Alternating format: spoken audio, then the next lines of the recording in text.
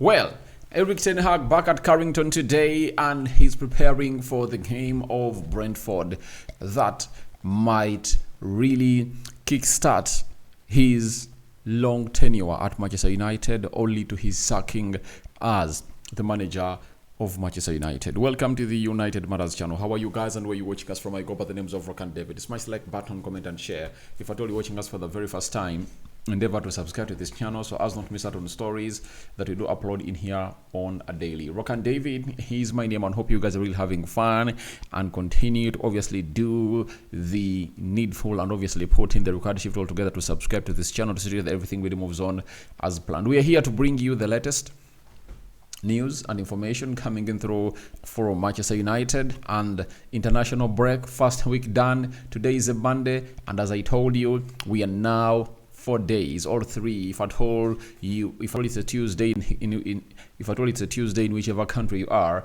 it should be 3 days, because United is playing again on a Saturday. So how many likes to be smashed on this video? I'm calling in for as many as 100 likes, and continue to subscribe. And after subscribing, hit the notification bell that will enable you get notified every time I upload a video onto this beautiful channel of ours. Now, we all know that the tensions at Manchester United that Erik has been on, having gone ahead to lose to Spurs 3-0. Everyone thought that he was going to lose to FC Porto and Aston Villa, and that wasn't the case, because I was like, if these players want to keep Erik ten Hag here, they'll obviously have to put in a required shift altogether to obviously keep him around by putting in the required shift in those 2 games. And fortunately, he went ahead to obviously get 2 points, 2 draws in those games, something that is not gonna really save him when he's really gonna be facing some teams that are really not as strong as those teams that went ahead obviously face. Now, Simon Stone, a correspondent of Manchester United for the last 30 years at BBC, has come out and told us that today Ten Hag is due back at Carrington to begin preparations for Saturday's home game against Brentford, whose manager Thomas Frank was among those spoken by Manchester United's hierarchy towards the end of last season. Now, Erik ten Hag has been Netherlands. That's all known. He was in Netherlands and he was really having a holiday, but I think in the due course of that holiday, he was really doing what you call meditations to obviously find the perfect fit of what would be the starting 11 for the club of Manchester United in the next 3 games. I tell you, the next 3 games are really going to be crucial. And what are those games? Brentford, that Simon Stone is going to obviously talk about into this tweet or post on X.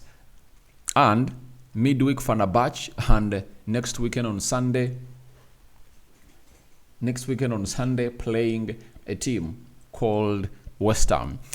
And people might come out and insinuate and say what they want, but Erik ten Hag, if he wins against Brentford, he'll be buying himself more time on the job. And I think it's really more important for him. And as we already say, the most important game is the next game. And now, the most important game for Erik ten Hag is the game of Brentford, a game that comes in through at a very particular period of time where everything doesn't really look good. But for him as a player, for him as a manager, you obviously have to understand that God loves him a lot. When you look at the list of games that he's really having, Brentford, I think he can beat it at Old Trafford. And if at all you cannot beat Brentford at Old Trafford, then you don't deserve to be the manager of Manchester United. That is it, because he needs to win that game. Fenerbahce away, I know he has all what it takes to beat it. And if at all you cannot beat Fenerbahce away, then you don't deserve to be the manager of Manchester United. In this scenario, West Ham, I think in the last weekend they played, before we went to the international break, they went ahead to beat Ipswich by 4-1, but Ipswich is Ipswich, and teams have gone at London Stadium and put in a very huge show there, and they've gone ahead to find themselves in a position of not really winning games there. And those 3 games, for Erik ten Hag to be safe, he needs to win all of them. I tell you, he needs to win the next 2 games, or the next 3. Even Chelsea at Old Trafford, he needs to win it. After playing West Ham midweek, we are playing Leicester City. in the Carabao Cup, and then there will come a team called Chelsea over the weekend, So I believe that Erik ten Hag knows what is at stake. And while in this holiday, he has been really reminiscing of what he's really going to come up with to obviously do the needful. Now, Brentford is a vanguard of really acting bully and being boggy when they're really playing big teams. But coming to Old Trafford, it's something different. I think the atmosphere is totally going to be different, but huge questions are really lingering into the minds of very many United fans, with Mazraoui injured, Luke Shaw doubtful, Malacia is back, but we don't know whether he'll be fit to play against Brentford.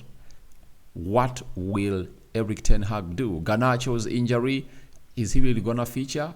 Amadi Diallo, is he going to be available? Kobe Mainoo, is he going to really be available? So those are the players that are really doubtful. And for Lenny Yoro and Harry Maguire, don't expect them to be anywhere near the team of Manchester United, and they're not going to obviously come close to where we deserve them to be. So as it stands, it's really very crucial for Erik ten Hag. And coming back today at Old Trafford has enabled him obviously get the best of the best for the club. But when you look at the team of Manchester United, some players have gone ahead obviously complete their national duties, and they've gone ahead obviously return back fully fit.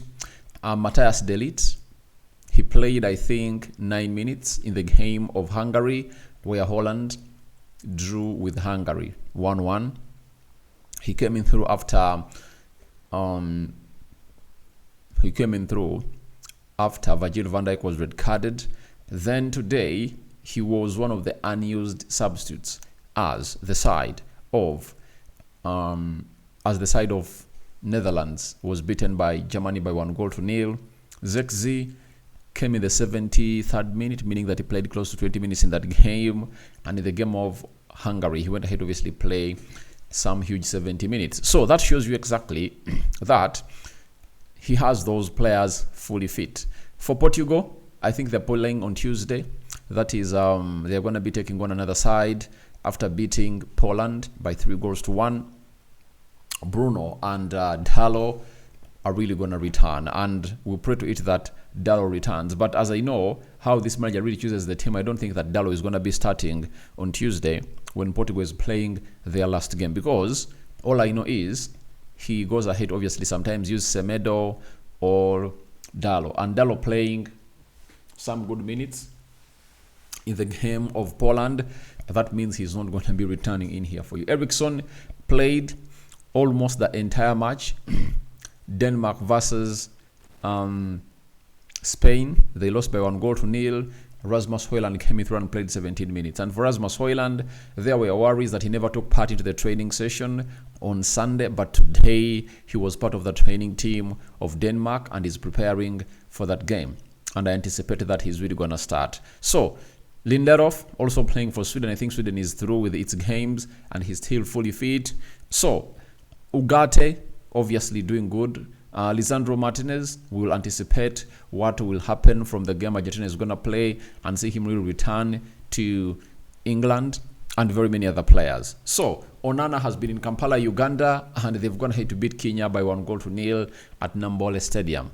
That's how things would went ahead to happen, meaning that those players are really available. So we wait to see how tomorrow's games will end, because most of the teams are really ending tomorrow, and these players will be flying and they'll be training on Thursday and Friday to see how everything really pans out for the club of Manchester United. So we are waiting to see how everything is really going to come up and obviously put in the shift. But Erik ten Hag is on pressure. He's back at Carrington to obviously do a proper plan of what is really going to happen. And I tell you, a lot of pressure is on him, and the only way for him to relieve pressure of him is beating a team called